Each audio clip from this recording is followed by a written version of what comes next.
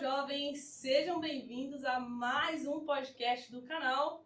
Hoje eu estou aqui, olha só, com um mestre em finanças pela Universidade de São Paulo, consultor, professor, palestrante, autor de 16 livros, é isso mesmo, 16 livros, com mais de 3 milhões de exemplares vendidos, entre eles o best-seller Casais Inteligentes Enriquecem Juntos. Agora, talvez a maioria já saiba quem é. Foi eleito pela revista Época um dos 100 brasileiros mais influentes. Seu curso online Inteligência Financeira, com mais de 16 mil alunos formados, está entre os cursos mais renomados, programas online de treinamento, consultoria e formação de consultores. Ufa, acho que foi tudo.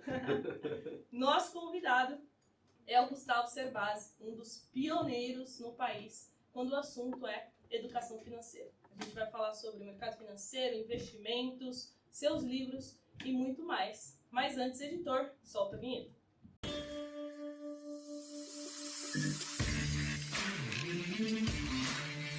E antes da gente começar, eu quero apresentar aqui o nosso patrocinador oficial, que ajuda muito aqui o nosso podcast, que é a iHub Investimentos. É um escritório credenciado à XP. Hoje possui mais de 1,5 bilhão sob custódia e está patrocinando aqui o podcast. Então, se você quiser abrir a sua conta, ter um assessor de investimentos para te auxiliar via WhatsApp, é só você acessar o QR Code que vai estar aqui em cima durante todo o podcast ou aqui embaixo também na descrição. Aí você abre sua conta e aí rapidamente, né, assim que for liberado, eles vão te chamar no seu WhatsApp para já começar a te auxiliar. Curiosidade, Gustavo, você tem assessor de investimentos? Eu tenho assessor de investimentos, né? Muita gente pode surpreender, mas você não cuida do seu dinheiro? Eu cuido do meu dinheiro. Na verdade, eu comecei minha vida cuidando sozinho do meu dinheiro. A vida foi ficando complicada. Eu tenho hoje mais de 50 CNPJs a serem administrados.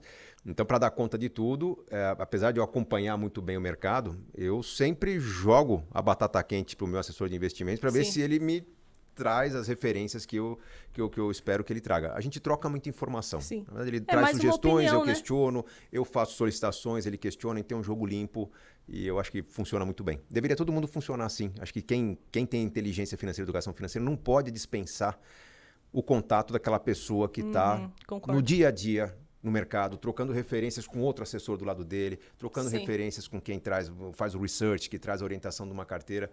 Por melhor que eu acompanhe o mercado, ou eu estou no mercado, ou eu simplesmente acompanho. Eu tenho que ter contato com alguém que esteja mais próximo. Sim, olha só, pessoal. Então, foi o Gustavo Cerbasi que falou da importância do assessor. Então, se você não tem ainda, abra a sua conta. E agora sim, vamos iniciar. Bora Gustavo, lá. Muito feliz em receber você aqui no nosso podcast. Eu estou feliz de estar aqui, Jovens na Bolsa, para contar um pouco do que eu sei, quem sabe ajudar na carteira, nos investimentos aí de quem está nos ouvindo. Sim, tenho certeza que vai agregar muito para mim e para você que está assistindo. Então, já vamos iniciar aqui com a primeira pergunta, curiosidade minha. Queria saber como que foi o seu primeiro contato com o mercado financeiro, com educação financeira, porque a gente sabe que a sua trajetória é longa, né? Você já está algumas décadas. Pois é. Né? Então, educação financeira mesmo, acho que o primeiro contato incipiente foi lá em 1996, eu estava no segundo ano de administração pública na Fundação Getúlio Vargas. Eu tive uma disciplina chamada Engenharia Econômica, que nada mais é do que matemática financeira aprofundada. Uhum. E os exemplos que o professor dava, professor Nivaldo Pilão, deve estar dando aula na GV ainda, acredito eu, mas os exemplos que ele dava eram exemplos que mexeram muito comigo. Ele brincava com a nossa realidade. Imagine você que daqui a uns 2 anos está trabalhando no mercado, está ganhando lá seus R$2.000. Você que mora com o papai e com a mamãe ainda, imagina se você poupa metade do que você ganha. Sim. Em quanto tempo você consegue transformar a sua vida? Brincadeiras simples, fáceis de entender hoje, mas com os juros que tinha naquela época, está falando de Brasil com juros de 24% ao ano, ficou muito claro para mim, me chocou muito ver que poucas pessoas entendiam o quanto podia se trabalhar os juros a favor delas e muitas pessoas usavam cheque especial sem peso na consciência, tomavam empréstimo para tentar organizar a vida financeira, usavam o rotativo do cartão. Naquele momento me incomodou. Naquele ano mesmo, eu comecei a fazer um estágio no Citibank. Não era em área de banking, era em tecnologia. Eu fui contratado pelo conhecimento e administração. E lá eu conheci como um banco funcionava. E eu via bankers muito bem intencionados, tentando prestar o melhor serviço possível. Entendi como é que funcionava a tesouraria, né? Tem que criar aquele spread em cima do cliente. Então, vamos oferecer o melhor, né? Mas tentar ser melhor que os outros. Não vamos ser tonto também, né? Temos que ganhar alguma coisa. Ficou remoendo na minha cabeça. Quando, alguns anos depois, eu comecei a trabalhar com consultoria e tive a chance de dar aulas, professor jovem, né? Jovem nem sempre faz as escolhas totais em sua vida. Eu tinha que pegar as oportunidades que surgiam, não as que eu queria. Quando surgiu o convite para dar aula, vinham aulas muito desgastantes, aulas que não eram boas de dar. Contabilidade básica, ativos e passivos, débitos e créditos, DRE, e para um público que não queria aprender finanças. Nossa. Era a aula básica de contabilidade no MBA Marketing, né? No MBA de advogados. Putz. Bom, vamos lá. O desafio, pegar um livro chato para ensinar um assunto chato para uma pessoa que não gosta do assunto chato. O que eu fiz? Eu decidi simplesmente quebrar um pouco a regra naquele momento. Ali acho que foi a grande sacada da minha carreira.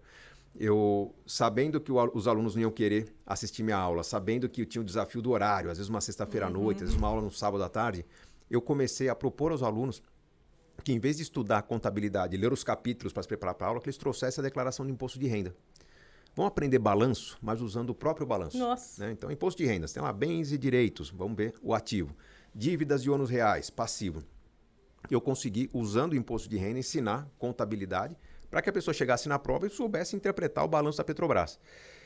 Essa lógica funcionou e os alunos começaram a questionar. Pô, professor, você fala tanto de imposto de renda, de finanças pessoais, por que você não dá uma aula de finanças pessoais? E foi a pedido dos alunos que eu montei minha primeira aula de finanças pessoais, uma aula que não estava no escopo dos MBAs que eu dava aula, era uma aula complementar, eu dava pro bono, não cobrava. Mas ali, ao montar essa aula, nasceu uma apostila, essa apostila veio o convite para virar livro, e ali começou um Foi movimento. daí que surgiu os livros. Os livros. O primeiro livro. O primeiro livro, Dinheiro, o Segredo de Quem Tem, vamos dizer, a apostila vitaminada, é a apostila na forma de texto.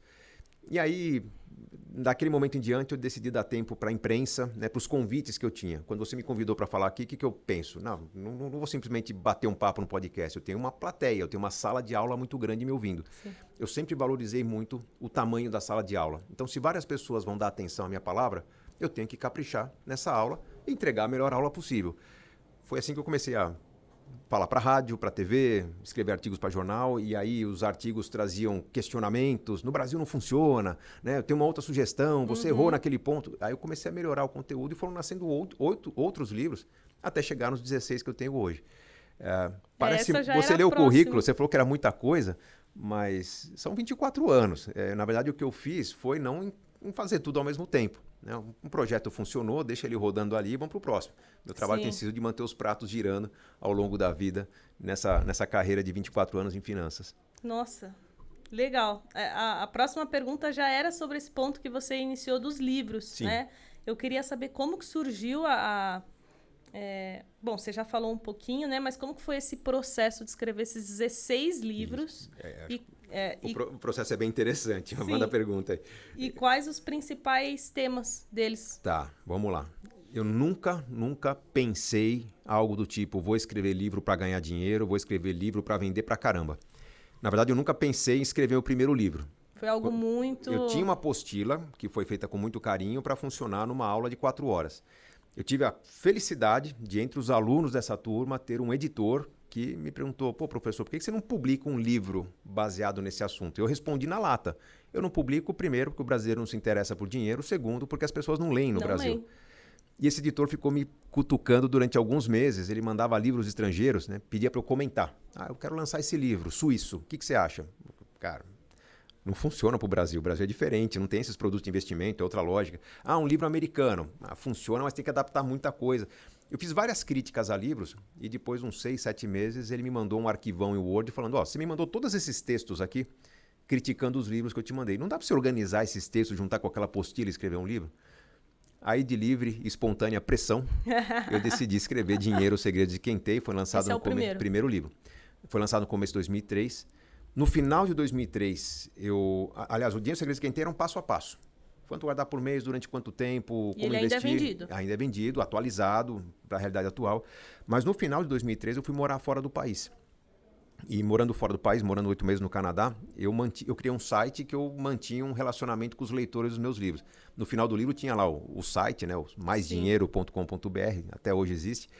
Não tenho mais o canal de perguntas e respostas, agora nas redes sociais. Mas lá eu sugeria aos leitores que perguntassem o que não tinha entendido do livro, o que eu podia ajudar para aprofundar aquilo. E vinham vários temas. Eu tomei o cuidado de toda vez que eu respondia a algum leitor, eu arquivava a pergunta e a resposta por tema. Para quê? Pô, não vou perder tempo. Se me perguntarem 3 vezes a mesma coisa, eu pego uma resposta que eu já dei, mano. Depois de 8 meses do Canadá, meu editor falou, seu livro está fazendo sucesso. Você não quer escrever um segundo? Eu falei, bom, até que está dando algum troquinho, né? Posso escrever um segundo, só não sei que tema. Ele falou, cara, chuta um tema. O que as pessoas mais te perguntam? Eu falei, não, se eu for seguir o que mais me pergunta aqui, é um assunto que não é da minha área. Perguntam muito sobre casais, né? Dinheiro a dois. Ele falou, mas muito. Aí eu vi lá na minha lista de e-mails respondidos, eu tinha quase 2.000 respostas e mais de 900 eram sobre dinheiro a dois. Eu falei, eu vou escrever sobre esse tema, mas com uma condição. Eu não vou colocar meu e-mail no final, nenhum site, porque eu não sou especialista no assunto. Eu vou colocar as dicas que eu dei para meus seguidores, que depois disseram que funcionaram muito bem, as dicas que eu dava para meus alunos, que ajudaram muito, e as que eu uso na minha vida.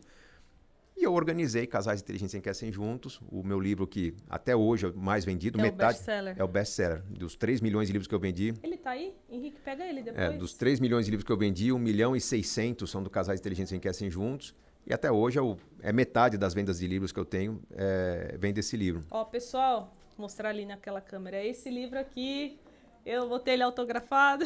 E essa edição da editora Sextante, ela ainda tem um capítulo a mais do que o original, um capítulo que eu criei só para quem está casando. Por quê?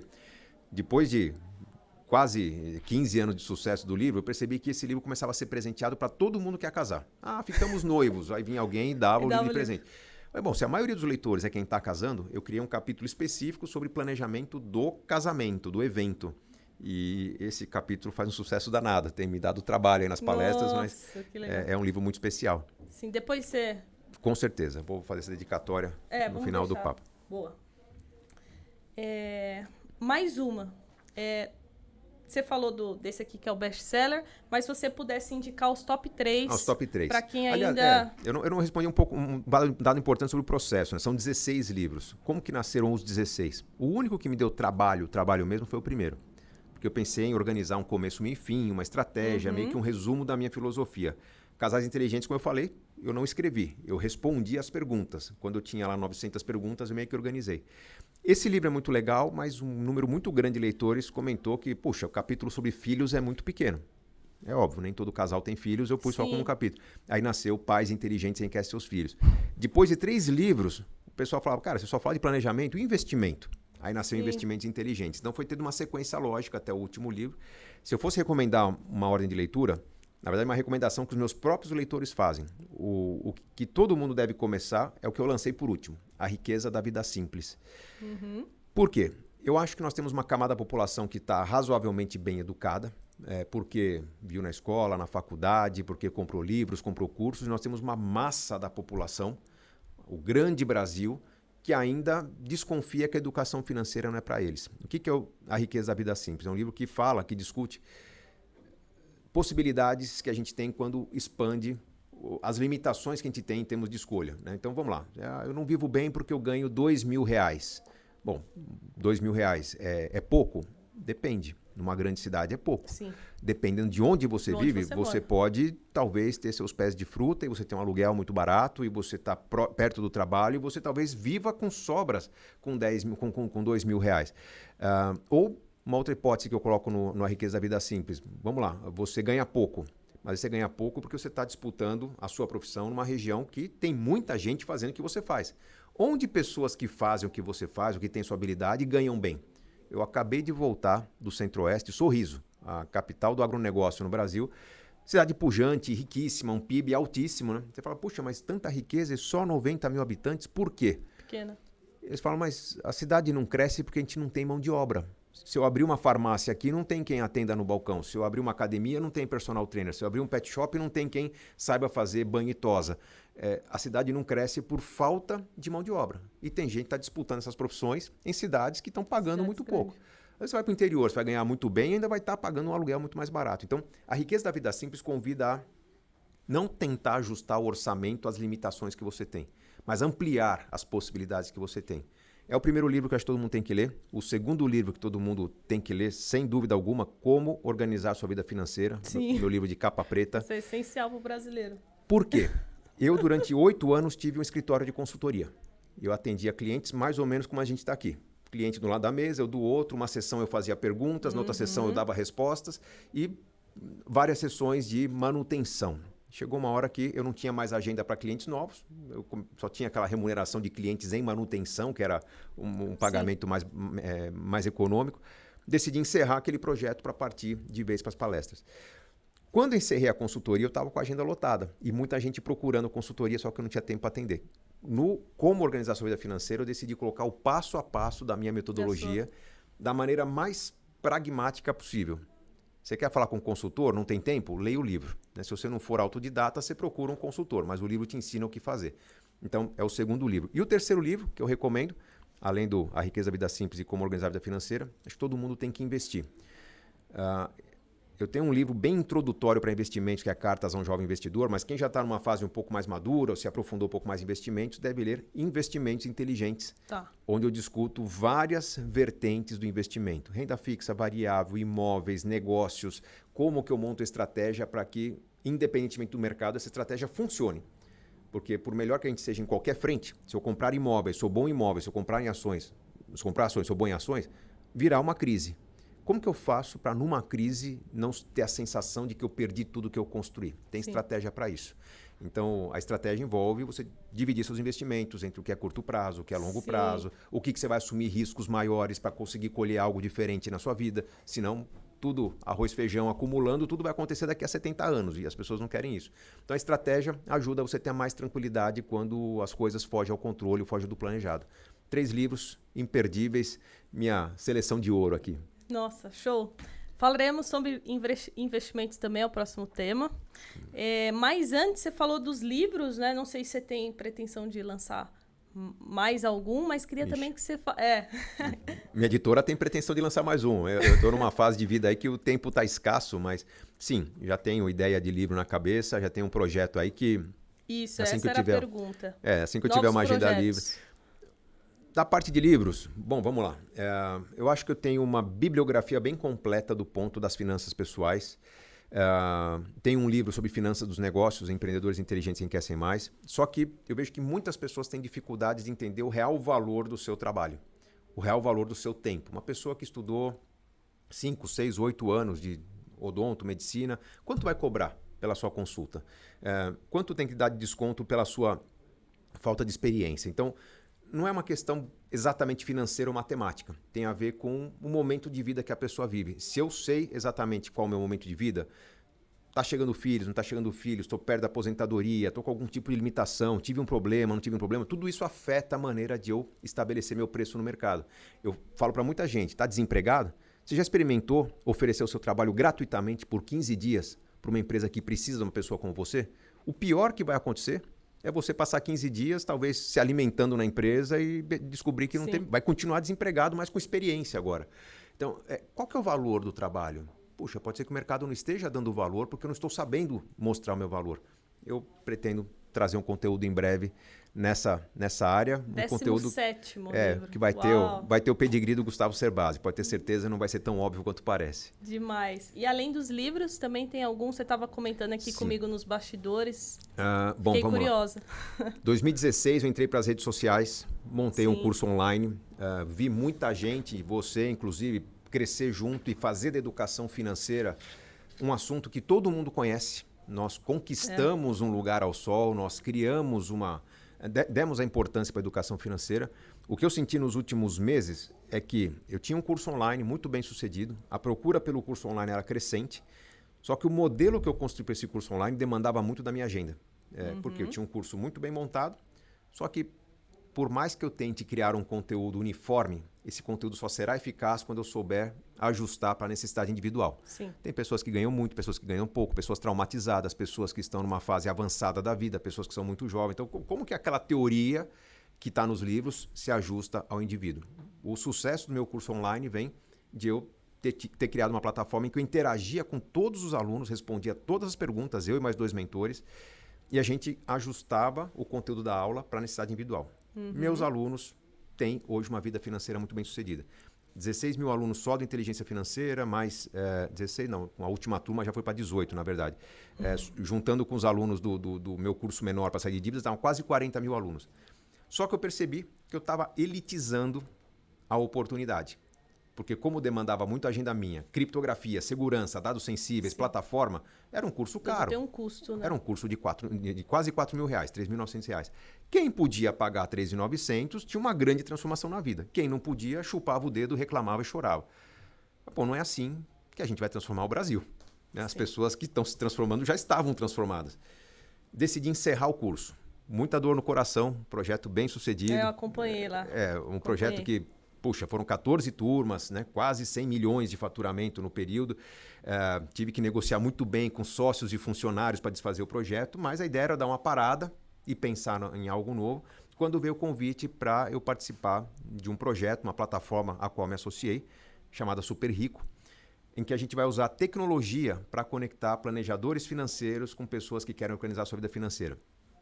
Qual que é a essência? Meu objetivo é só um. O objetivo dos meus sócios é ganhar dinheiro com isso. Meu objetivo é alcançar ao máximo toda a população brasileira. A gente começa oferecendo um aplicativo gratuito. Com o aplicativo a pessoa Já está disponível? Já está disponível. Opa! Vai lá na Apple Store, Já Google vou Play, baixar hoje. você baixa Super Rico.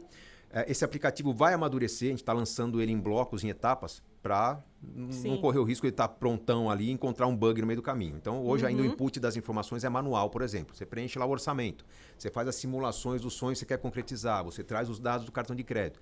Daqui a alguns meses, você abre o aplicativo, conta corrente já veio, o extrato do cartão já veio, seus sonhos estão sendo atualizados pela inflação. Então, a ideia o que é? É a pessoa ter um organizador em que ela faz um pagamento aproximando o telefone na máquina eletrônica, na maquininha do cartão, vem o punch do cartão dizendo que a conta está paga e vem o punch do aplicativo dizendo que seu planejamento está em ordem. Você gastou nesse mês 70% da verba de mercado. Quando a inteligência artificial da plataforma perceber que a pessoa está tendendo a extrapolar o que ela se propôs, tipo, eu ia gastar 500 por mês no mercado, mas você está no meio do mês e já gastou 400. O aplicativo começa a avisar. Dá uma segurada. Né? Sugestões, alternativas, corta aqui, corta ali. Onde haverá valor? Eu quero provar para os bancos que uma população com a vida financeira organizada é menos inadimplente. Porque eu vou avisar meu cliente da inadimplência dele 6 meses antes da inadimplência acontecer. Vou pedir para ele economizar 5 a 10 reais na próxima compra e não 500 reais, porque ele não vai ter perdido o controle. Com isso, eu vou conseguir fazer com que ele tenha maior pontualidade, maior equilíbrio. Qual que é a consequência disso? O banco vai poder oferecer produtos de crédito, produtos financeiros mais eficientes. Seja porque uma pessoa organizada com menos inadimplência pode pagar menos juros na casa própria, no carro, no telefone, qualquer compra financiada. Seja porque uma pessoa planejada pode acessar ativos, investimentos de menor liquidez. Porque não vai precisar desse recurso a curto prazo. Então, produtos que são hoje mais exclusivos, produtos do private, por exemplo, né, para investidor qualificado, tem que saber lidar com uma falta de liquidez por 2 ou 3 anos, com planejamento eu consigo dar acesso ao meu cliente. Então, nós vamos ganhar dinheiro na plataforma numa situação parecida com essa. Imagina que o banco cobre 10% ao ano de taxa de juros para financiar uma casa. Tá. Eu vou provar que meu cliente, com menos inadimplência, pode receber uma taxa de 8% ao ano e mesmo assim o banco lucrar a mesma coisa. E eu vou querer um pedaço dessa taxa. Meu cliente vai pagar, por exemplo, 8,5%, eu vou ficar com meio, meu cliente vai ter a melhor taxa do mercado e o banco vai ter o mesmo lucro que tinha cobrando 10%. Então, vocês têm uma parceria, vai fazer uma parceria com os bancos. Não é exatamente uma parceria, mas a gente quer conectar, vai ser uma espécie de marketplace. Nós estamos chegando numa situação do Open Banking, Open Finance, em que os bancos vão estar disputando dentro da plataforma do banco concorrente o cliente por um produto melhor. Nós vamos ter essa plataforma em que todos os bancos estarão conectados, todos os serviços financeiros conectados, e o cliente vai acessar o que é melhor. Deve acontecer no Brasil o que aconteceu nos Estados Unidos. Nós não estamos inventando do zero a Super Rico. A Super Rico copia ou emula o que foi... Está se inspirando de lá. Um negócio americano chamado Ameriprise. Hoje é um dos maiores bancos americanos. Mas a Ameriprise fez exatamente isso. Como ajudou as pessoas a encontrar os melhores produtos, as instituições disputando clientes, o ganho por cliente diminuiu, mas a quantidade de clientes aumentou muito. A performance dos produtos começou a ficar com uma diferença muito pequena. Você vai hoje financiar uma casa nos Estados Unidos, se os juros não mudaram, sei lá, eu vou pagar talvez 4,5% ao ano no melhor banco e vou pagar 5,5% no pior banco. Não tem uma diferença muito grande. Porque há maior competição. Por que a pessoa vai pagar um pouco a mais? Porque o banco tem um serviço melhor, porque o banco oferece um cartão de crédito diferente, enfim. Então a ideia é uniformizar o bom serviço para todos os clientes e nós vamos entrar fazendo isso, formando um exército de planejadores. Gustavo Cerbasi sai da linha de frente de responder a dúvida a uma dos alunos e agora eu formo planejadores para que os planejadores usem a minha metodologia para orientar as pessoas. Até o fim de 2023, a ideia é formar pelo menos 1.000 planejadores com uma boa perspectiva de renda para poder atender o público que vem para Super Rico. Então, o foco principal vai ser mais nessa área de planejamento? Ou investimentos também? Não. Investimentos já existem os profissionais. Hoje o mercado de investimentos ele é atendido por assessores de investimento, agentes autônomos de investimento, os consultores financeiros. Sim. O que o planejador faz? O planejador estuda a vida financeira do cliente, estuda os sonhos que o cliente está querendo construir, independência financeira, viajar com frequência, trocar de carro, reformar a casa, enfim, e monta a carteira de investimentos adequada para o orçamento e para os sonhos. Como deve ser a carteira de investimentos? O assessor de investimentos vai receber meio que a receita. Imagina como se fosse a prescrição do medicamento. Né? Qual o remédio? O remédio quem vai dizer é o assessor de investimentos. Então nós vamos conectar com as casas de investimento, conectar com os bancos. O foco não é assessoria, o foco é nós vamos dar eficiência a um serviço que já existe. Não vamos tirar mercado nem rentabilidade, acredito eu, dos mercados que existem. Por quê? A partir do momento que eu te trago um cliente que tem eficiência, o churn da carteira, toda a ineficiência que existe no processo, valores picados que entram para investimento, às vezes quando você precisa de um investimento mais robusto, tudo isso vai ser corrigido com planejamento. Vai melhorar a base, né? Vamos melhorar. A ideia é trazer eficiência para o mercado financeiro e nos tornarmos meio que agentes de transformação, além de gerar emprego e renda. Sim. E para quem quiser ser um planejador financeiro, você falou que a meta é 1.000, né? Isso. Vai ter algum processo seletivo, alguma coisa, alguma certificação necessária? Nós estamos usando inteligência artificial, plataforma de tecnologia, então a pessoa precisa se formar. Nós temos um modelo de franquia. Quem entrar no site superrico.com.br tem lá na abinha de cima lá para planejadores financeiros, tem todo um passo a passo de como participar da franquia. A pessoa que investe na franquia já está comprando também um MBA de formação, mais ou menos entre 12 a 18 meses de formação, mas a partir do 6º mês já passa a atuar de forma supervisionada. A ideia é que a gente vá regulando o mercado de planejadores à medida que vá surgindo a demanda. A gente sabe que quando entra um cliente na plataforma, esse cliente entra primeiro no serviço gratuito. Ele baixa o aplicativo, ele começa a usar a ferramenta. Aos poucos, ele vai testando o serviço do planejador. Né? Então, quero bater um papo de 15 minutos com o meu planejador. Vai ter um custo, estou chutando aqui, R$50 para um papo dirigido, para corrigir um problema específico. Num segundo momento, o cliente passa a assinar o serviço, porque ele percebe que se pagar todos os meses, ele tem acesso contínuo ao planejador. Nós temos tempo até que o cliente vá se acostumando à ferramenta para formar os planejadores que vão atender essa demanda. Então, a gente vai regulando oferta e demanda. Se, de repente, entrar muitos clientes na minha base, eu tenho 6 meses para formar os próximos planejadores. Eu vou fazer uma campanha para quem quer emprego. Né? A gente sabe que emprego sempre pra oferecendo... Ser um franqueado, né? A franquia, ela, enfim, tem condições de pagamento que a gente parcela, a gente não vai sufocar o planejador. Eu preciso desse planejador, eu preciso dar a ele uma boa renda. Nossa condição é espetacularmente melhor do que se oferece no mercado. Tá? A nossa participação do que o planejador vende é de 10%. Então, estou dando para ele receita, estou dando o cliente para ele, estou dando a ferramenta. Sim. E estou dando liberdade, porque eu não exijo exclusividade dele. Ele pode ser planejador super rico e trabalhar num banco, trabalhar num escritório de assessoria de investimentos. O que ele não pode fazer, ao mesmo tempo, ser planejador e assessor de investimentos. Ele pode ter todas as certificações, mas quando ele usar o chapéu do planejador, ele não pode usar o chapéu do assessor de investimentos, senão ele entra em conflito entre os agentes reguladores. O franqueado super rico pode ter abaixo dele assessores de investimento complementando, ou pode ser que eu tenha um assessor de investimentos que se torne planejador, que contrate pessoas para atuar como planejador dentro daquela franquia que ele adquiriu. Então não tem uma exclusividade que ingesse a vida dele. Muita coisa para ser feita, se eu criar muita regra limitando, eu não vou conseguir crescer como eu preciso para absorver as oportunidades do mercado. Gustavo, sucesso com esse novo projeto. Já está sendo. Já está. Tá virando. Contem com a gente aí no que precisar. Obrigado. Parabéns. E agora vamos falar de investimentos. Vamos para o próximo tema aqui. Quero saber qual a sua filosofia de investimentos. Depois de tantos anos, acredito que você cometeu erros e acertos, testou muitas coisas, muitos tipos, segmentos de investimentos diferentes. Então, se você pudesse fazer um compilado hoje, como que é a sua carteira, qual a sua filosofia Bom, primeiro, você falou sobre erros.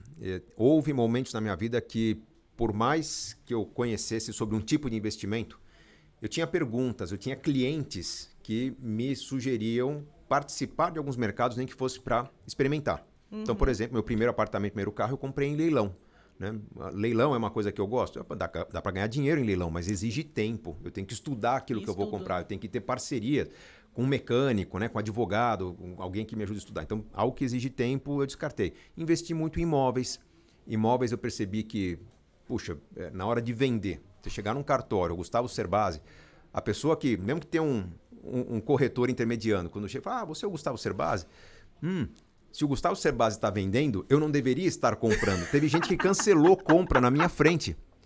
Porque, cara, de achar, pô, tô fazendo alguma coisa errada. Mas não, gente, eu tô precisando de liquidez, é diferente. Então, eu comecei a abandonar algumas coisas que me incomodavam. Fiz experiências com capitalização, com consórcio, com timeshare, investimento no exterior, flip houses, comprar casa barata lá fora, reformar e vender. Mas tudo que você pode imaginar eu experimentei. Minha filosofia, ou a filosofia que eu ensino para as pessoas, que é a mesma que eu sigo. Investimento por objetivos, com carteira balanceada. Então, eu não discuto se a pessoa deve ou não investir em cripto, deve ou não investir em ações, deve ou não investir em imóveis, deve ou não abrir um negócio. Eu primeiro discuto o que ela precisa. Quais são os sonhos? Quer, né? O que você quer concretizar na vida? Se você sabe o que você quer na vida, eu consigo começar a desenhar, primeiro, proteção, reserva de emergências. Putz, o que eu apanhei falando sobre reserva de emergências antes da pandemia, né? Não, mas esse cara é muito conservador, é um bunda mole, tá aí o mercado bombando, é cripto, é ações, fundo imobiliário, ele fala de reserva de emergências, os juros estão lá em 4, 5% ao ano. Gente, se acontece uma perda de emprego, se acontece uma crise, ninguém falava em pandemia. Quando vem a pandemia, quem tinha uma reserva estava protegido. Então, curto prazo, a gente tem uma reserva de emergências. Longuíssimo prazo, tem algo parecido com planos de previdência ou planos de previdência. Posso ter uma carteira de dividendos, uma carteira balanceada, parte renda fixa, parte renda variável. E o médio prazo, que são sonhos que eu quero realizar, eu vou assumir riscos de acordo com, vamos dizer, o desprendimento que eu tenho em relação à data, compromisso. Tá, o dia que eu tiver 100 mil reais, eu faço uma baita viagem. Pô, investe em um negócio de risco. Faz uma aposta no mercado. Também, se você não conseguir fazer essa viagem, você faz uma outra viagem. Né? Agora, não, eu preciso fazer um curso. Se você precisa, não vai ser com risco. É melhor ser algo mais conservador.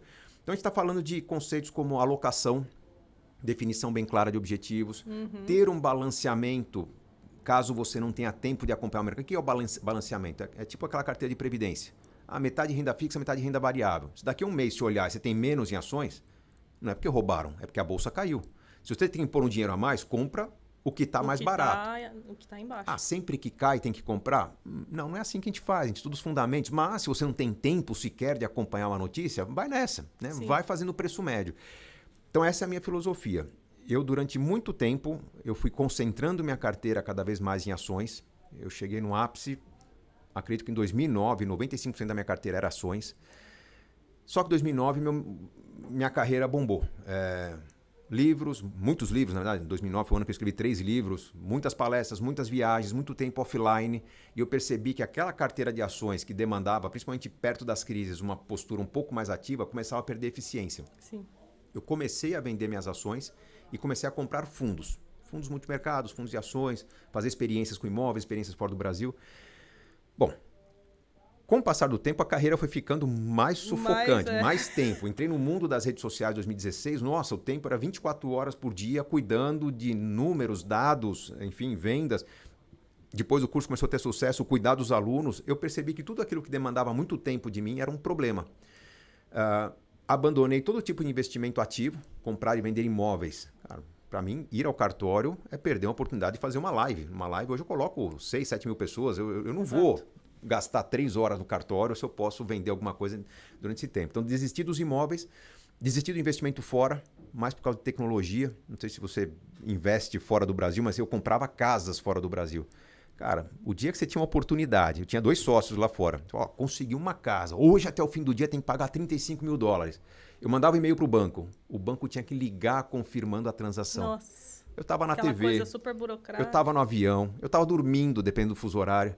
Eu perdi 3 negócios importantes. Comecei a machucar meu sócio. Falei, vou parar com isso. Então, tudo aquilo que demanda uma energia, um tempo, eu meio que abandonei. Hoje eu invisto predominantemente através de fundos ou títulos. Minha carteira tem CDBs, LCAs, LCIs pra caramba. E grande parte das decisões que eu tomo no dia a dia é em cima do que eu chamo de carteira de vencimentos. Nos últimos 4, 5 anos eu comprei muitos títulos de renda fixa. CDB de banco pequeno, CDB de banco grande. As debêntures eu comprava com mais frequência, hoje eu compro menos. Tem que estudar a empresa para comprar debênture. Mas é mais complicado. Todos os meses eu tenho 2 ou 3 CDBs vencendo. Então já abandonei até o conceito de reserva de emergências, porque eu sei quanto vai vencer, por exemplo, no mês seguinte, eu sei quanto vai vencer no outro mês, então eu estou contando com esse dinheiro. Vai cair na conta. Eu já sei quanto eu vou reinvestir, quanto vai ficar para mim. Então eu meio que estou pilotando uma carteira de títulos com vencimento combinada com uma carteira de títulos que me gera rendimentos. Poucas ações, um bom volume de fundos imobiliários, alguns... Fundos imobiliários você tem? Tem um pouco, acho que chega talvez a 7, 8% da carteira. E tem um bom volume de LCAs cuponadas, que são LCAs que me pagam todos os meses um rendimento, está contratado, garantido, banco AAA, e aquele dinheiro vai pingando na minha conta. Então o que eu vejo? Eu vejo que eu tenho minhas contas pagas pelo rendimento do meu patrimônio. Se entrar mais dinheiro, algum projeto der certo, eu provavelmente vou comprar mais ativos de renda fixa, ou fundos imobiliários, ou ações pagadoras de dividendos, o que tiver mais oportuno no cenário. Mas é tipicamente aquilo que a gente chama de carteira de viúva. Tudo que pode gerar renda, está fazendo parte da minha carteira. Tem esse foco, então? Tenho. Prefere Por quê? os investimentos porque eu cheguei na situação de renda. Hoje eu tenho uma carteira que me rende mais ou menos 2,5 vezes, quase 3 vezes o que eu preciso para manter minha vida. Então, por que eu vou construir, ambicionar algo? Você abre para o pessoal quanto recebe por dia de dividendos? Eu não gosto disso, não, porque isso me expõe. Né? O Barsi falou, né? recebo 1 milhão por dia. Então, pois Aí o Mira veio aqui e falou, recebo 3 mil por dia. Aí eu sempre faço a pergunta, mas... Não estou no nível do Barsi, eu estou melhor que o Mira, mas a questão é que... eu me arrependi muito quando lá em 2005 saiu na capa da revista que eu tinha um patrimônio de R$1 milhão. Era uma época muito delicada, né? Havia muita violência naquela época, o que seriam as facções criminosas estavam metralhando base da polícia, enfim. Eu fiquei muito assustado de ter falado do quanto eu tenho. E não me importa muito o quanto eu tenho. Para mim me interessa o quanto eu ganho. E eu tenho um exercício quase que diário com meus filhos, de falar... Quase que diário exagero, mas toda semana eu converso com eles e falo, olha, se a gente não tivesse o que a gente tem, se a gente não tivesse mais acesso ao nosso dinheiro, como a gente ia viver? Então a gente tem umas estratégias de sobrevivência, tipo apocalipse zumbi, né? Se acabar o dinheiro do mundo, se o banco travar, o que a gente faz? A gente já falou em morar em trailer, morar em barco. A gente falou, puxa, não tem dinheiro, vamos ajudar uma entidade que ajuda os outros, vamos trabalhar para uma igreja, para uma ONG, que, em troca de comida, até que a gente mobilize pessoas e comece a criar riqueza de novo. O dinheiro, ele perdeu bastante da importância na nossa vida. A gente valoriza muito o que nós somos, o que nós fazemos, o que nós experimentamos. Sim. E o dinheiro participa, ele potencializa tudo isso. Não, muito bom, muito bom. Então, você falou que a sua carteira é bem diversificada, renda fixa... Mas com foco em renda fixa. Mesmo as ações que eu tenho, são ações que eu tenho para render. Não com são foco em dividendos. Com foco em dividendos, exatamente. Meu foco hoje é quase 100% renda fixa. FIIs também, quase? Quase 100% em renda fixa. Vamos lá, meu conceito de renda... Ações, para mim, que pagam dividendos, são renda fixa. Se eu tivesse imóveis que rendem aluguel, renda fixa. Tá? Mas assim, o foco é vários possíveis mercados que me gerem renda. Muito bom, muito bom. Então, eu ia fazer essa aqui, mas acho que você já respondeu. Prefere imóveis ou FIIs? Não, eu prefiro fundos imobiliários pela flexibilidade. Exato. Você tomar a decisão de ter ou não ter um imóvel em questão de segundos. Sim. Eu acho um inferno ter que visitar uma obra, um empreendimento, conversar, tomar cafezinho com o corretor, aí você vai para o cartório, conversa com... Os imobiliários é tão prático, é prático, né? Você vai lá e manda segundos. A ordem, você pode se arrepender, perdi dinheiro, mas muito menos do que você perderia vendendo imóvel do qual você se arrepende. Perfeito. Reserva de valor, dólar, ouro... Reserva de valor, para mim, é Tesouro IPCA. Títulos que pagam IPCA. Eu acho que o dólar, eu tenho um bom volume de investimento em dólar, porque eu tenho muita experiência no exterior. Não transaciono mais papel moeda. Hoje a gente tem fundos internacionais, a gente tem ativos globais. Então, tem uma viagem no futuro que é cara. Mas eu vou tranquilamente colocar meu investimento em ativos que acompanham o dólar, sem proteção cambial, né? Obviamente, se tiver proteção cambial, não adianta nada. Então, sem proteção cambial, se o dólar disparar, eu ganho junto. Se o dólar cair, meu investimento cai, mas eu não deixei de custear minha viagem. Então, eu tenho um volume da minha carteira, também algo em torno de 10%, bastante vinculado ao dólar. Não invisto em ouro, porque o ouro, para mim, lá fora, o ouro tem o mesmo papel que tem os ativos de inflação. Lá fora não tem títulos que acompanham a inflação. Nós temos no Brasil. Então, se a coisa desanda no Brasil, a inflação dispara. Nós queremos nos proteger contra guerras, calamidades. Invista em Tesouro IPCA, os CDBs que acompanham o IPCA. É como eu mantenho reserva de valor. E a última é Previdência Privada. Eu lembro que eu vi um vídeo seu há muito tempo atrás, que você explicava da importância e tal, a questão do planejamento sucessório. Queria saber se você ainda tem Previs e também falar um pouquinho de seguros que a gente estava falando aqui, que eu acho que é algo que passa despercebido e que é super importante. Primeiro, Previdência, 10% da minha carteira é Previdência, é bastante, tá? Por quê? Primeiro, Previdência não é um produto tão ineficiente quanto se diz por aí. No passado ficou essa imagem que tinha taxa de carregamento, os bancos exploravam, taxa de administração mais alta do que um fundo equivalente. Hoje você abre uma conta numa boa plataforma de investimentos, o fundo de previdência tem o mesmo desempenho que seu equivalente multimercado. Talvez tenha um 0,1 a mais de taxa de administração, mas eu tenho o benefício fiscal de, num prazo suficiente, pagar menos imposto. E tenho o fato de a previdência não entrar em inventário. Isso para mim é fundamental, porque se acontece algo comigo... Meus filhos, por exemplo, por contrato, têm os direitos autorais dos meus livros. Meus filhos têm a participação nas minhas empresas, mas nada disso tem liquidez imediata. Se acontece uma fatalidade comigo, tem que lidar com advogado, tem que lidar com situações desconfortáveis. Então, eu quero que o dinheiro esteja disponível. O melhor instrumento para isso, previdência privada. E eu não perco desempenho pelo fato de estar com produto de previdência. Eu só perco liquidez. Para ter o melhor da previdência daqui a 10 anos, eu não posso mexer nesse dinheiro por um tempo. Estou feliz com isso. Você perguntou dos seguros. Onde que entra os seguros? Eu tenho seguros de casa, de carro, de vida, mas o volume de seguros contratado é muito pequeno. Por quê? Eu contrato o seguro para proteger aquilo que não pode faltar na minha vida caso aconteça um incidente. Então, eu vou ter uma boa proteção do meu carro. Mas, vamos lá, acontece uma coisa com o meu carro, hoje eu tenho condições de repor o carro. Se acontece algum incidente na minha casa, eu tenho condições de repor o que está na minha casa. Então eu tenho seguro muito mais pela conveniência e facilidade de vir alguém e constatar o que fez e me ajudar a fazer um orçamento, me dar tranquilidade, do que pela proteção financeira. Seguro de vida é a mesma coisa. Eu teria um seguro de vida muito robusto se eu não tivesse 10% do meu patrimônio em previdência. Quem não criou essa condição ainda, quem começa a investir, eu recomendo muita atenção a questão do seguro, por quê? Muitas pessoas, tirando os jovens na bolsa que estão começando desde cedo, mas quem já tem dependente, tem um filho, né, tem um cônjuge que não ganha a mesma coisa que ele, que ela, se acontece a sua falta, não adianta você ter bons investimentos em small caps, em cripto, em ativos que talvez a pessoa não saiba nem administrar.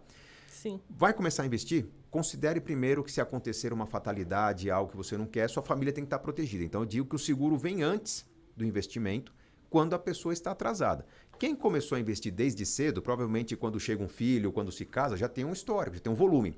Talvez se contratar um seguro, vai ser um seguro muito mais barato do que aquele que contrataria se não tivesse um bom investimento.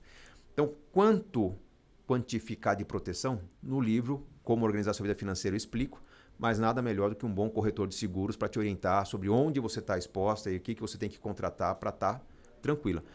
No Brasil, nós não temos a cultura dos seguros. Uma minoria contrata seguro, a maioria dos seguros contratados é seguro de automóvel. Mesmo quem segura o seu automóvel esquece de incluir uma boa proteção contra terceiros, o que é um risco. Tá? Se um Fusquinha bater na traseira de um carrão importado, vai ter que pagar o carrão importado, então é bom que o seguro cubra. Quanto mais pessoas contratarem seguros, mais eficiente será o mercado, mais baratos serão os seguros. Até com a plataforma Super Rico que eu citei, a ideia é que os seguros barateiem. Porque é tão resistente a população a seguros que quem entrar na assinatura do nosso serviço automaticamente já tem um seguro de vida, que é um seguro que nós contratamos barato, que vai ser para 100% da base. A ideia é criar essa cultura, saber que a pessoa está protegida e se ela quiser vitaminar essa proteção, ela inclui pagamentos adicionais. Eu acho que falta o brasileiro explorar mais o mercado de seguros, falta o brasileiro se proteger mais. Se eu vou comprar um carro, um computador, um telefone, eu não vou escolher o modelo que eu posso pagar. Eu vou escolher o modelo que eu posso pagar já incluindo o seguro. Porque a proteção faz parte da aquisição. Acontece um incidente, tranquilo, aciono o seguro, reponho, sigo a vida. Se eu comprei uma coisa que eu paguei no limite, acontece um incidente, vou sofrer, vou chorar, vou lamentar, vou ter que dar um passo atrás no meu estilo de vida. E isso pode até funcionar do lado racional, mas emocionalmente a gente fica muito ruim. As pessoas trabalham pior quando dão um passo atrás, quando elas abrem mão do que já escolheram ter. Com proteção, a gente trabalha melhor, a gente se torna um ser humano melhor. Muito bom, muito bom. Então fica a dica aí, estudem sobre seguros. Já estamos chegando na parte final do nosso podcast. O tempo que passa voando. Você viu? Já deu quanto tempo aí, editor? Deu 47. Aí, ó. Passou voando, então já vamos aqui para a parte final. Antes da gente fazer um joguinho de perguntas, para a gente finalizar, queria que você desse 1 ou 2 conselhos, né, com toda essa trajetória que você estava comentando dos seus erros e acertos, para quem está começando, o público jovem que acompanha a gente, para acelerar esse processo de liberdade financeira, conquistar seus objetivos. Bom, vamos lá. Gostei da pergunta, porque você incluiu a palavra acelerar. Jovens têm pressa hoje, né? E eu acho que a melhor forma de acelerar é não ter tanta pressa. Por quê? Estou lidando no dia a dia com dúvidas nas redes sociais, com os casos que chegam via Super Rico de pessoas que já conquistaram algo e perderam o que conquistaram. Tipicamente o jovem que colocou R$1.000 de investimento em um criptoativo, uma empresa muito especulativa, um negócio pessoal, 1.000 viraram 10 mil, 10 mil viraram 100 mil, 100 mil virou 1 milhão e de repente vem uma crise, 1 milhão vira 10 mil de novo. Essa pessoa, quando passa por 1 ou 2 processos desses, ela começa a não acreditar mais no sucesso dela no futuro. Ela está perdendo a confiança na capacidade dela. Ou vai ficar muito ansiosa, ela se transforma numa jogadora. Nós estamos falando do longo caminho curto. Quando a pessoa escolhe um caminho curto, vai bombar o mercado de cripto, vai bombar aquele papel, aquela small cap específica, a pessoa põe um all-in, né, naquilo. Ela está tentando um caminho curto que vai se transformar talvez durante um tempo em acerto, aí por questões finanças comportamentais, ela não consegue realizar o lucro, depois vem a perda. Se vem a perda, ela vai fazer uma aposta maior num próximo papel especulativo, ela está tentando vários caminhos curtos e esse caminho vai se tornando cada vez mais longo na vida dela. Sofrido e pouco consistente. Em vez do longo caminho curto, eu proponho o curto caminho longo. Faça um plano. Quanto poupar por mês, durante quanto tempo, investimento conservador para você conseguir independência financeira? Eu vou conseguir minha independência financeira com 108 anos. Não quero. Começa. Começa por aí. Por que é o curto, aliás, é o curto caminho longo? Você começou um projeto cheio de ineficiências, cheio de ignorância. Por que cheio de ignorância? Porque se ele é um projeto de longo prazo, você está começando agora, tem muitos anos para você aprender alguma coisa que vai melhorar esse projeto. Então você vai estudar mais sobre investimentos, você talvez vai melhorar a sua renda, você vai encontrar alguns atalhos, você vai acrescentar alguns elementos de eficiência. Então, que se era aos 108, vai caindo para 90, para 80, para 70. Foi o meu caso. Eu imaginava construir minha independência financeira em 15 anos, aos 26, quando eu comecei. Então, eu queria independência financeira. Você começou com 26? Com 26, o patrimônio era zero. Olha só. O dinheiro que eu ganhava, eu juntava alguma grana para fazer uma viagem de fim de semana com a Adriana. Na época, minha namorada virou minha esposa. Com 26, eu comecei um negócio sério, querendo chegar a R$1 milhão aos 41. Cheguei aos 31. Por quê? Porque, tendo um projeto, toda a informação que eu coletava que pudesse melhorar aquele projeto, eu acrescentava o projeto. Tenho certeza que muitas pessoas estão nos assistindo, acompanham várias fontes, jovens na bolsa, outros canais, influenciadores, acham que todo mundo tem um monte de ideia, mas não consegue colocar a maior parte dessas ideias na prática. Por quê? Porque admira a inteligência dos outros, mas não tem um plano consistente. Então, um dia eu vou fazer isso, um dia eu vou ser assim, um dia eu vou colocar em prática, e não vira a prática. Se você tem um projeto, você fala, caramba, isso que eu estou fazendo é muito pior do que me sugeriram lá no vídeo. Você muda e você começa a ganhar eficiência. Então, quando você escolhe o curto caminho longo, você vai com conhecimento e aperfeiçoamento antecipando metas.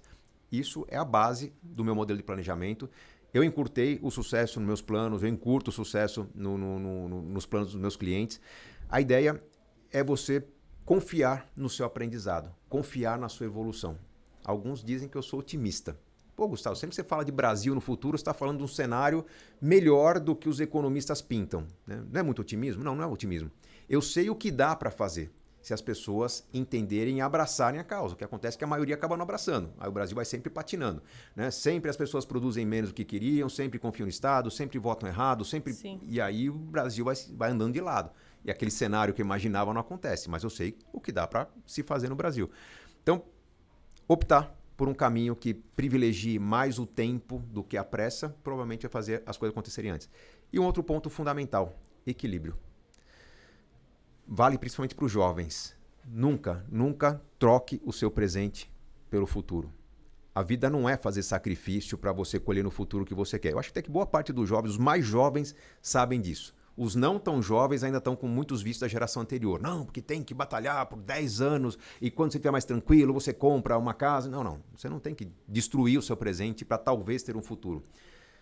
No meu histórico de consultoria, eu vi muita gente se arrepender por só pensar no futuro e, em alguns casos, até muito cedo, perceber que o futuro não ia acontecer. No meio do caminho, a gente perde o futuro. Pessoas que a gente ama morrem, a gente perde saúde, a gente perde o emprego que a gente tinha. Então você está achando que tudo que você vai ter na vida vem lá na frente, quando vê, pum, perdi a condição. E as pessoas não aproveitavam nada do hoje. Aí tem dinheiro no futuro, mas não consegue viver, ou endureceu demais a vida, se viciou em trabalho. Então, como que eu construo um bom futuro? Caprichando no presente. Eu quero ter um presente muito bem vivido, com uma série de estratégias que me permitam não perder qualidade de vida. Eu quero ver meus shows, eu quero fazer minhas viagens, eu quero me cuidar, eu quero ter as coisas. Se eu não posso possuir, eu quero experimentar, eu vou alugar. Né? Então eu vou viver uma vida boa e tomar alguns cuidados para não perder a vida boa. Não é trocar minha vida boa de hoje para tentar ter uma vida boa amanhã. Aí entra todas as estratégias de equilíbrio, de resiliência, de você diminuir custo fixo, né? Vou ter uma casa mais simples, mas vou gastar muito com lazer, experiências, viagens. Se acontece um imprevisto, você cancela uma viagem, ponto. No ano seguinte, você voltou a ter viagem. Né? Então, flexibilidade é importante, equilíbrio fundamental. Nossa, muito bom, muito bom. Última pergunta. Tem algo ainda que o Gustavo Cerbasi almeja? Qual o Big Dream? Depois de ter conquistado tantas coisas. Há 24 anos eu estudo finanças. Sim. Não é um assunto bom de estudar, não. Tá? É muita responsabilidade. Quando eu falo alguma coisa, eu estou falando de orientações, informações que transformam a vida das pessoas, mas tem muita responsabilidade. Imagina uma pessoa que tem R$1 milhão na poupança. Né? Se eu recomendo essa pessoa colocar R$1 milhão em algo que der errado, eu não estou assumindo um erro, eu estou destruindo, na verdade, a vida do outro. Então, assim, é um trabalho de responsabilidade. Eu quero ter uma vida um pouco mais leve, então esse movimento de eu sair da linha de frente e treinar os planejadores para acompanhar mais de perto a vida dos meus clientes é importante. Mas, assim, do ponto de vista pessoal, minha ambição é que meus filhos cresçam com o sentimento que eu tive ao longo da minha vida. Liberdade, felicidade, independência, confiança no futuro, não pressão pelo futuro, não opressão pelo trabalho. Eu vejo os jovens hoje muito ansiosos.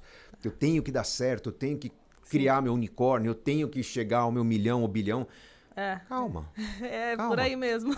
Os jovens de hoje não precisam pensar em aposentadoria. Não precisam.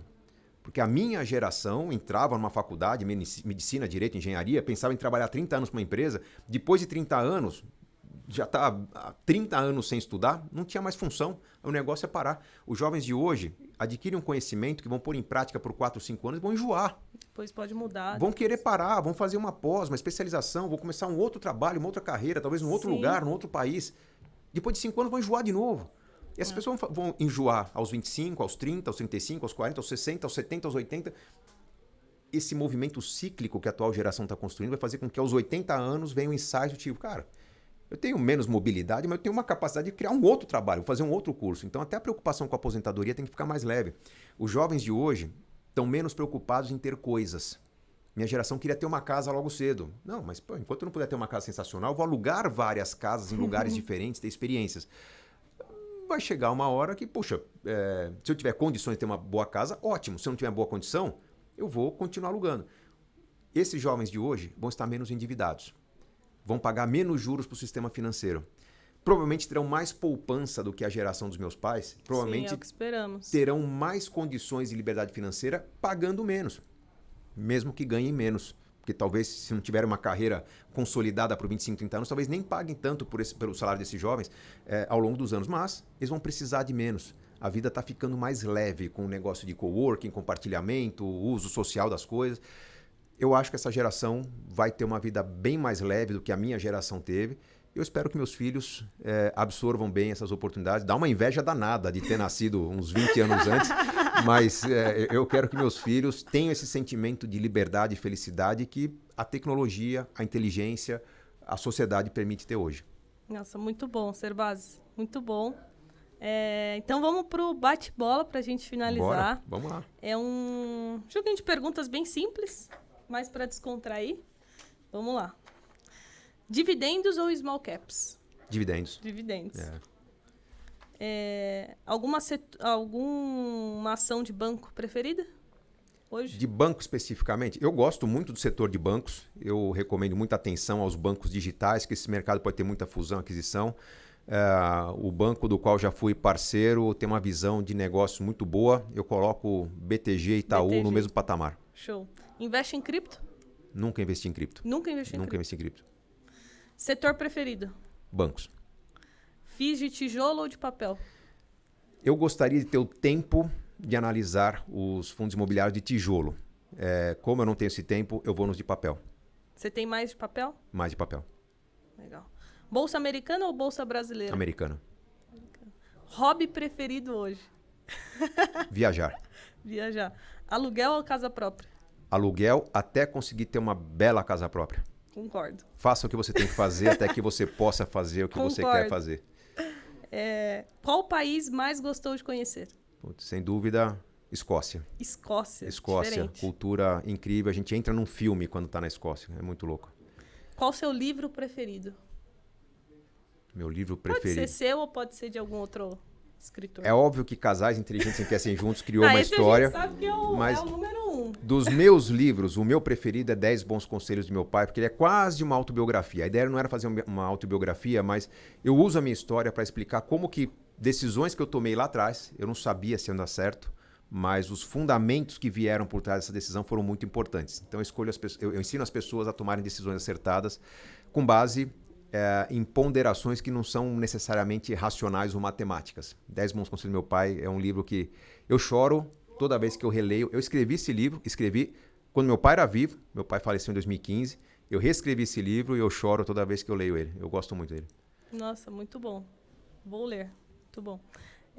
Gustavo, finalizamos. Queria deixar meu agradecimento aqui. Se você quiser deixar alguma mensagem final, deixar suas redes sociais também, fica à vontade. Eu estou numa fase muito carinhosa com minhas redes sociais, porque hoje eu não vendo mais cursos online, eu não tenho obrigação de chamar as pessoas para comprar alguma coisa. Então, o meu relacionamento com os meus seguidores no Instagram está muito legal.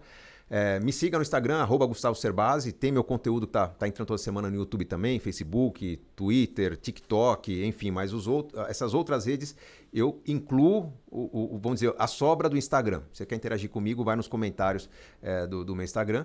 E recomendo a todos que baixem o aplicativo Super Rico, porque ele é e continuará sendo um aplicativo gratuito para você organizar suas finanças.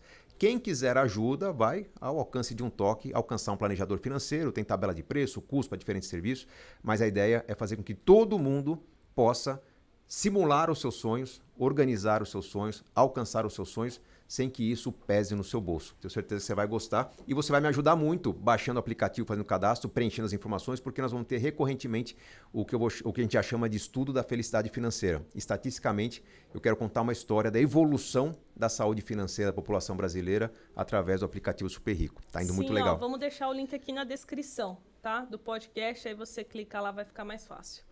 Gustavo, obrigado pelo apoio. Eu que agradeço a oportunidade. Vida longa aos Jovens na Bolsa. Conhecer você. Parabéns pelo seu trabalho. Com essa sua tranquilidade ajuda muito as pessoas a ponderarem bem as orientações que você traz aqui através do podcast. Vida longa para você, para o seu projeto. Obrigado pela oportunidade mais uma vez. Para nós. Tchau, pessoal. Valeu.